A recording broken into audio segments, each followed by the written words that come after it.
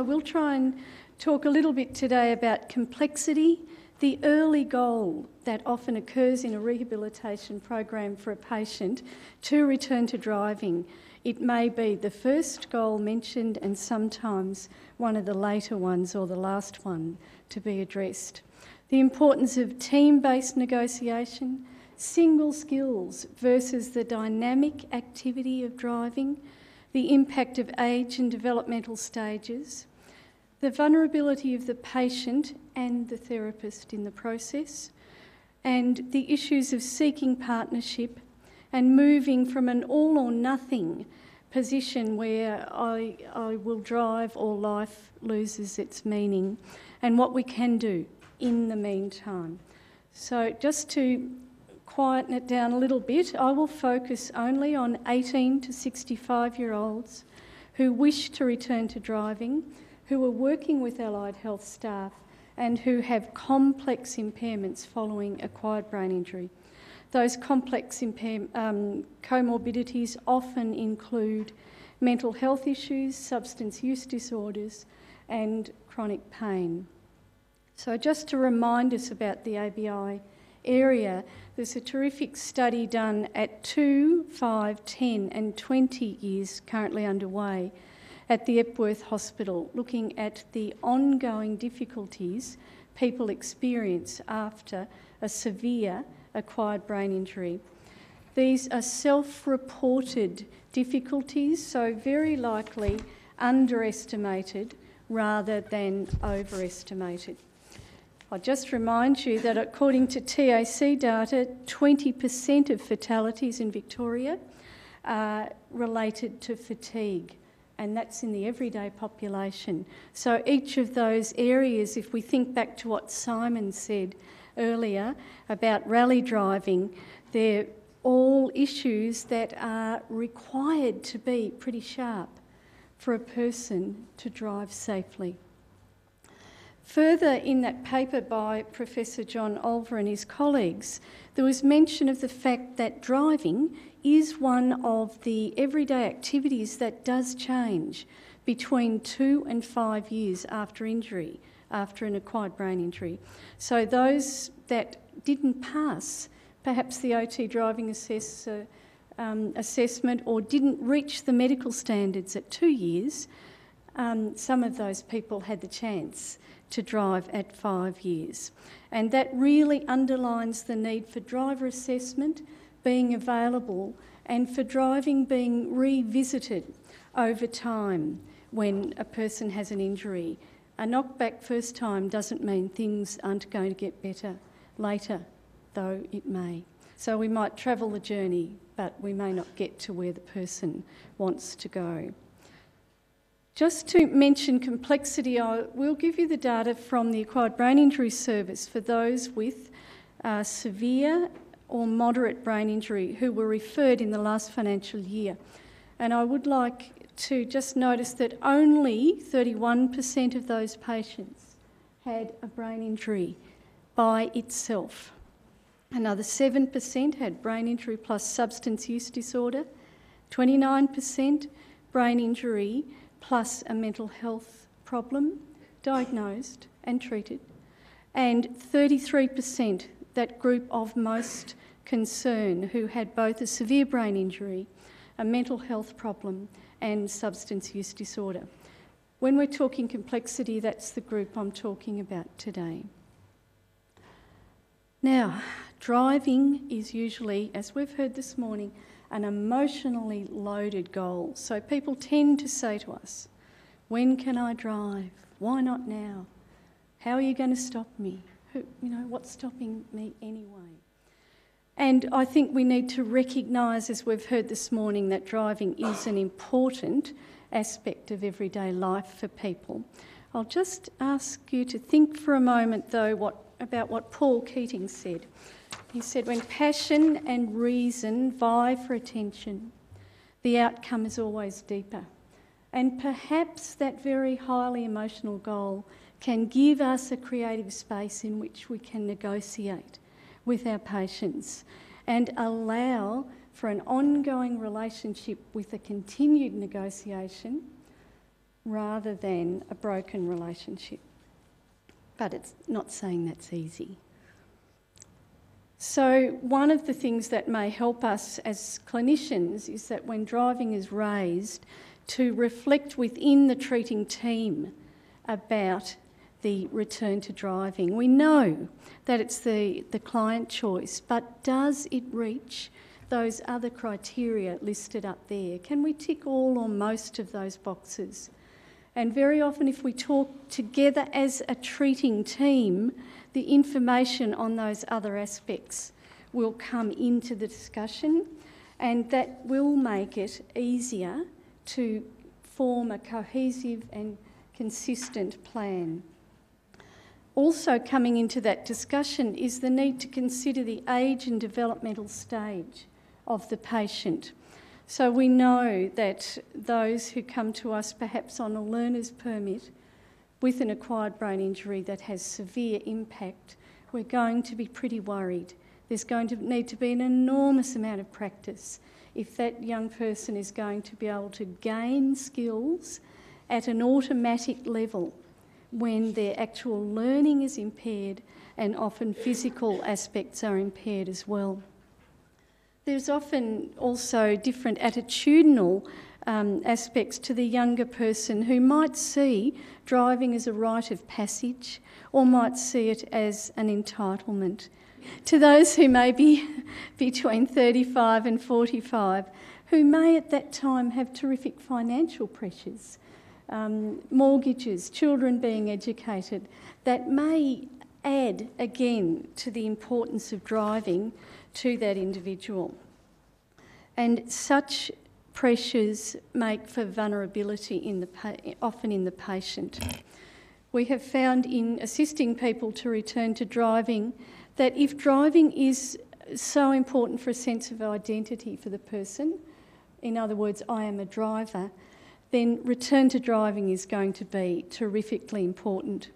If during a very disempowered stage of a person's life, when they're in rehabilitation, the thought of driving and being in control of something, just for now, being important to them, again, driving takes a priority for that person that it may not otherwise. Other vulnerability, of course, includes the understanding of the patient of both their impairments and their prognosis.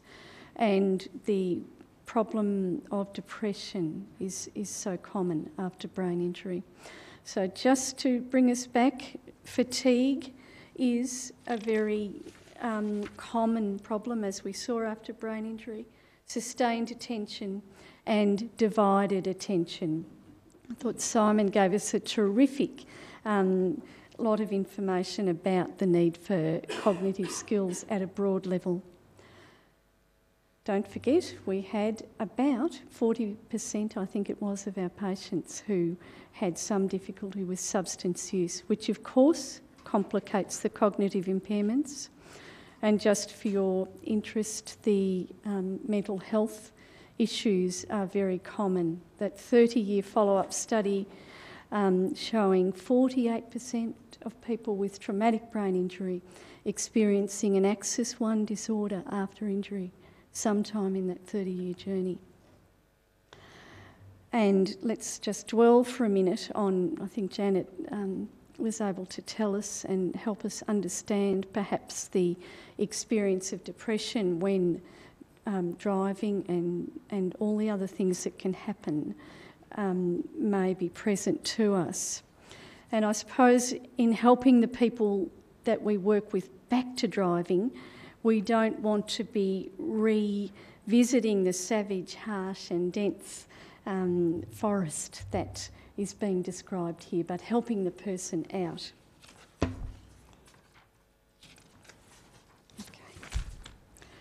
So just moving on from the vulnerability of the patient, I want to look for a moment at the vulnerability of the therapists.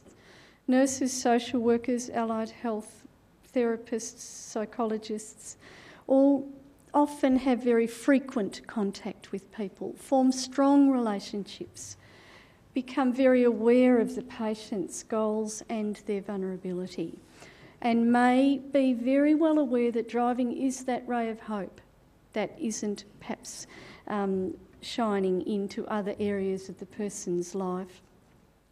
The allied health worker often also hears about the person's attempt to drive, despite being advised not to, or their intention to drive, and of course observes deficits relevant to driving. So the person, you can read for yourself, may see the physical impairment, but then the light bulb goes on when they're thinking also about the other cognitive and psychological aspects that the person is displaying. And it's at that point the information really needs to come to the team so that that can be more fulsome in its reporting and the plan can be better organised.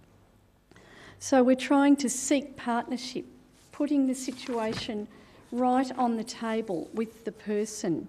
And once the team has come to some agreement about what is being observed, we may need to raise that difficult issue of driving, and we've talked about that today. And we may need to expect or accept a hostile or offended response. We know it's important. That might be just going to happen. We need to be ready with the concerns that we have about driving and safety, and perhaps the family concerns that have been reported to us. And to bring, for example, in some neuroscience to back up what we're saying about our concerns. And I'll draw from McGilchrist, who wrote about this. So if we're looking at a little bird, we can see some special skills that that bird might have. It may balance well, it may have good dynamic movement, its vision might be good. It may or may not be physically fit, but it can do all the aspects required in the activities that we can see there. And pretty impressive dive down there to get a tiny little fish.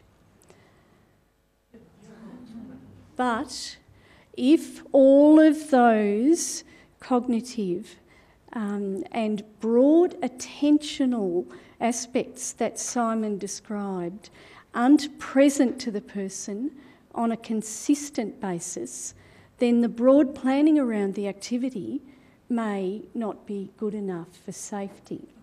Now, it's possible to use an example like that from neuroscience on lots of different levels. So if someone is interested in football, for example, one could talk about Dane Swan, an excellent footballer from an excellent team, and think about the... Sorry. and just seeing you for a sleep, and ask the person who understands football, what are the particular skills that Dane Swan has? Or Roger Federer if they like tennis, doesn't matter. And when you go through the individualised skills with the person who understands the sport, you can say to them, so lots of players have got those skills, what is it that's different?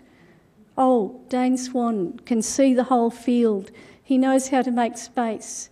If he sees Buddy Franklin coming, he knows whether to handball or to kick. It's those broad attentional skills where everything is brought into the picture and the person can respond quickly. And it's those sorts of examples that sometimes help a person gain insight into what they're facing. So, again, we've looked at seeking partnership. I'll just relieve you of that little bird. So we've talked about reflecting and seeking feedback from the person, talking to them perhaps about insurance issues.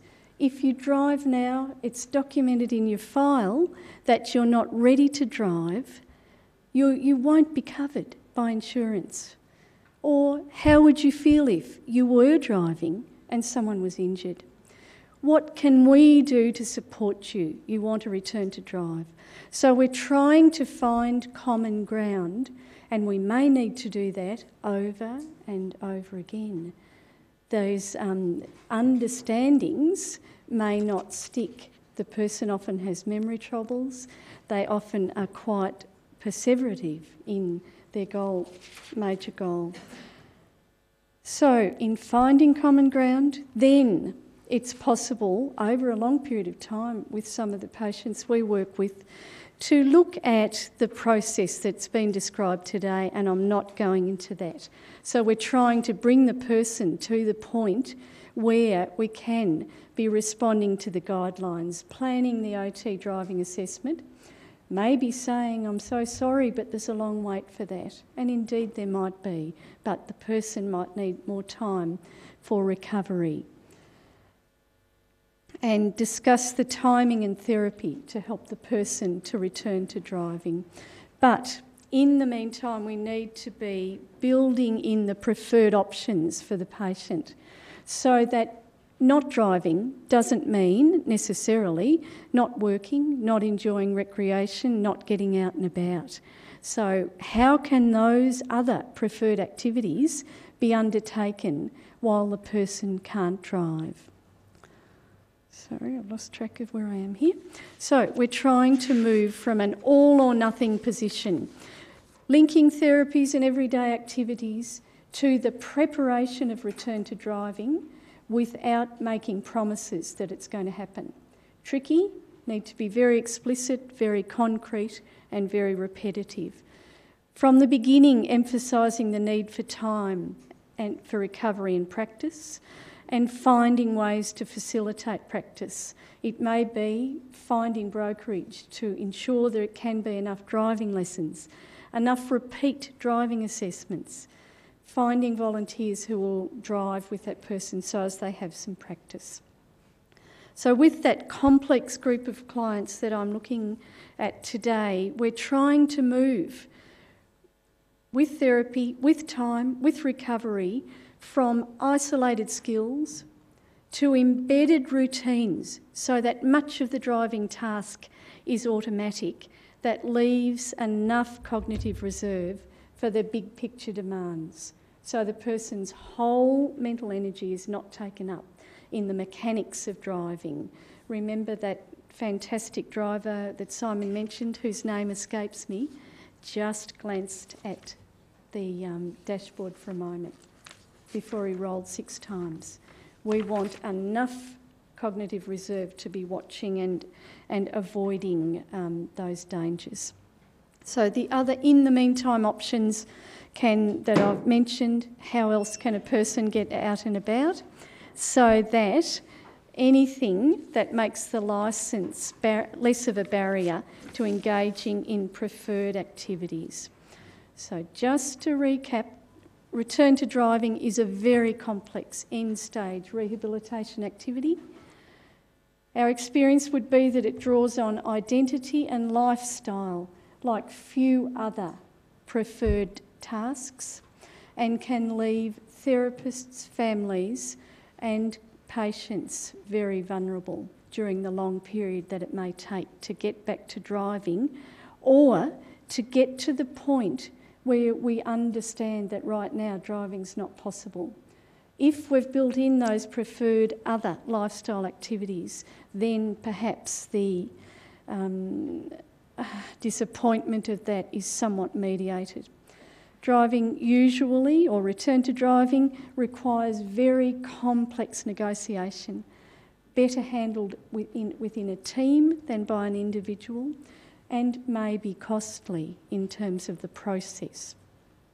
So just as I leave you, don't forget about the little bird and the broader picture that's required to do a complex activity.